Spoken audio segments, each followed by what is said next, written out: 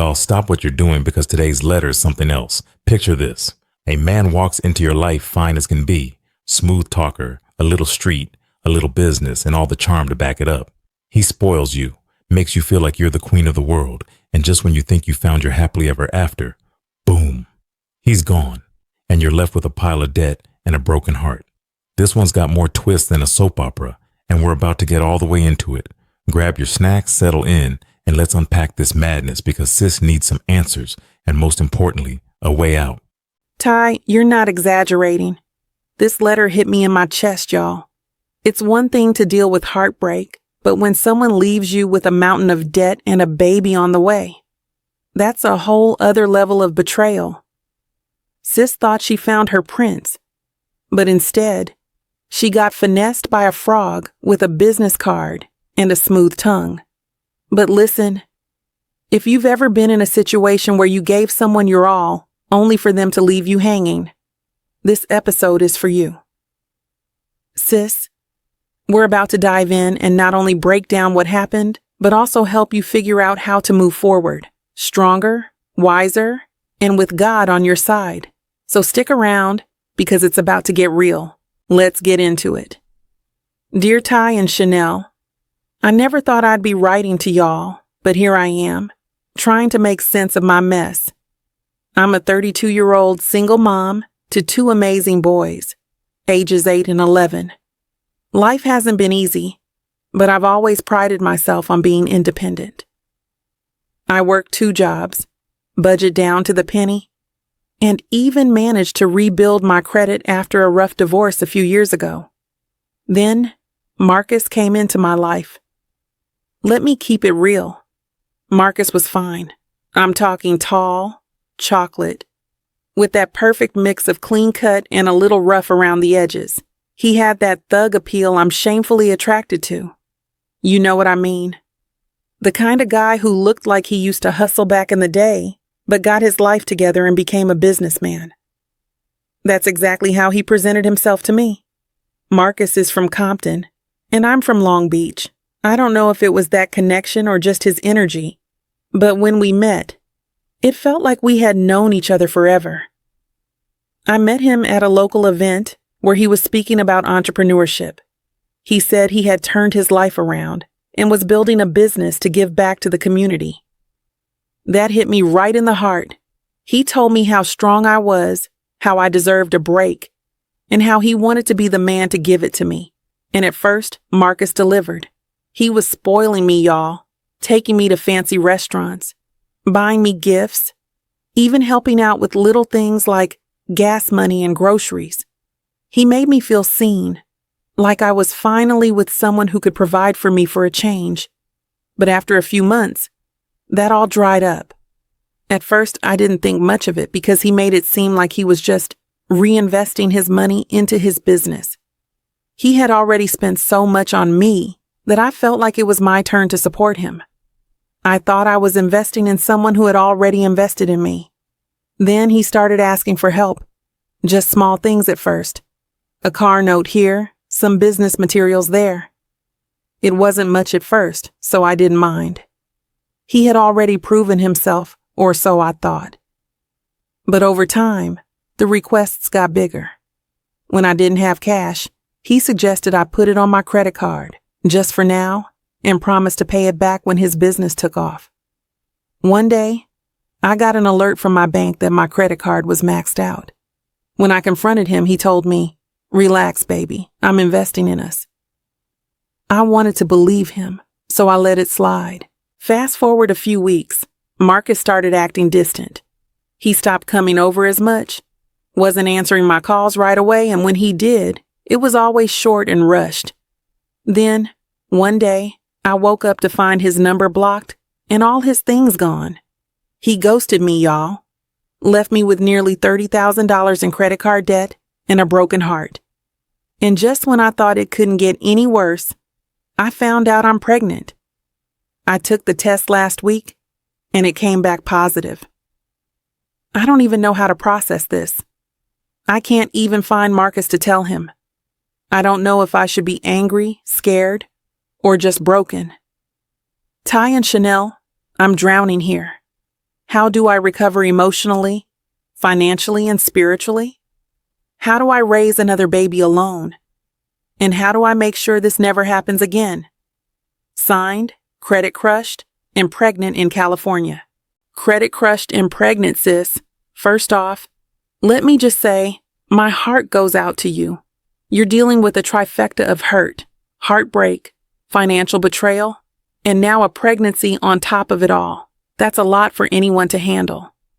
But let's talk about Marcus for a second. Sis, Marcus knew what he was doing from day one. He came into your life with a plan. And you said he's from Compton? That man grew up around the game, and he's still running it, just with a new hustle. The spoiling you in the beginning? That wasn't love. That was strategy. He wanted to make you feel secure, like he was the type of man who could provide. And then, once you let your guard down, he flipped the script. And you know what? I get why you fell for it.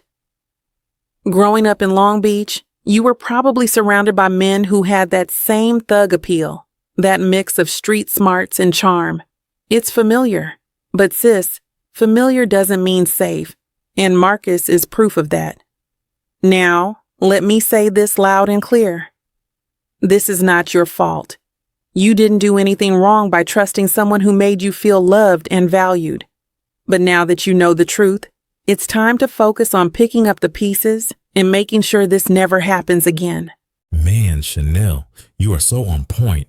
Sis, let me break it down for you. Marcus ain't nothing but a bum dressed up in a fake entrepreneur suit. He saw you as an opportunity. You're out here working 2 jobs, raising 2 kids, and rebuilding your life after a divorce. Marcus didn't respect that. He exploited it. Let me say this. A real man doesn't need to run game to get ahead. A real man stands on his own 2 feet. Marcus? Nah.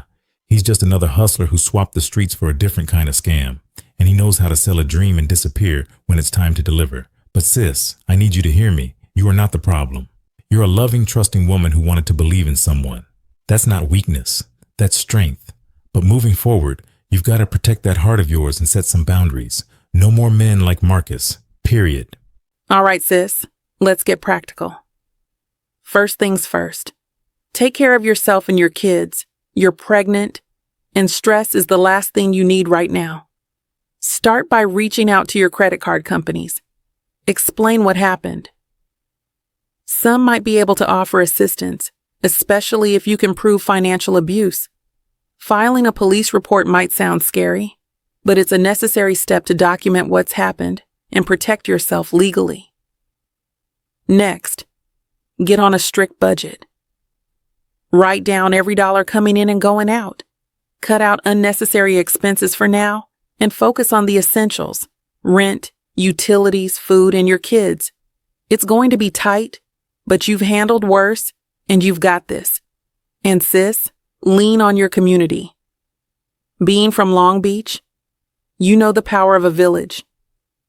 Look into local programs for single moms. There are nonprofits and churches that can help with housing, childcare, and prenatal care. Don't be afraid to ask for help. It doesn't make you weak. It makes you resourceful. Chanel, you're absolutely right. And sis, let me add this. Don't just focus on rebuilding your finances. Focus on rebuilding your faith. You've been hit hard, but this isn't the end of your story. In fact, it might just be the beginning of something greater. Start by praying. Give God all your fears, your doubts, and your pain. Psalm 34 verse 18 says, "The Lord is close to the brokenhearted and saves those who are crushed in spirit." That's you right now, sis. Let God step in and do what only He can do. And when it comes to Marcus, don't even waste your time looking for him. He showed you who he is, a man who doesn't deserve to be in your life or your baby's life. Let him go and let God handle him. Your focus needs to be on you, your boys, and the blessing you're carrying. Sis, I need you to really hear me when I say this. God's got you. I know it feels like the weight of the world is on your shoulders right now. You're looking at this mountain of debt, another baby to raise, and the betrayal of someone you trusted. But what I want you to understand is that even in this, God is working. Jeremiah 29:11 says, "For I know the plans I have for you, declares the Lord, plans to prosper you and not to harm you, plans to give you hope and a future. Sis, that includes you, your boys, and that baby you're carrying. You are not forgotten. God sees your tears, your frustration, and your exhaustion, and He's already making a way out of this. Now, let's talk about this pregnancy for a second. I know it's overwhelming, and you probably didn't see this coming, but let me remind you, this baby is not a mistake. Psalm 139:13-14 says, "For you created my inmost being. You knit me together in my mother's womb. I praise you because I am fearfully and wonderfully made." This baby is part of God's plan, and even though it might not feel like it now, this child could be the biggest blessing in your life.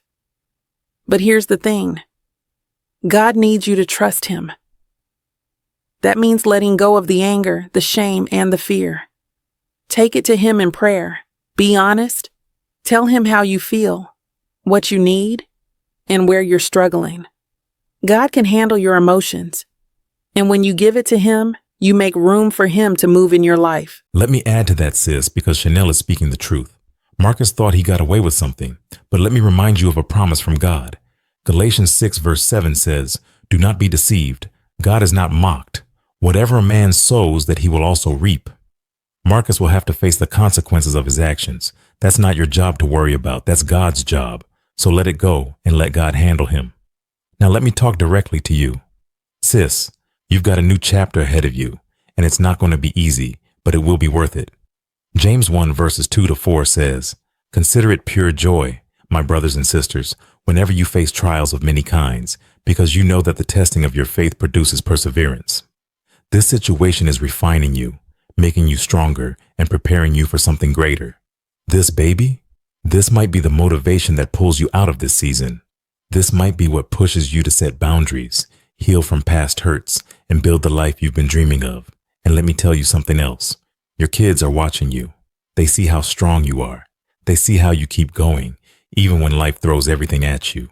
You're showing them what resilience looks like, and that's a legacy that will outlast anything Marcus ever tried to take from you. And let me make this clear.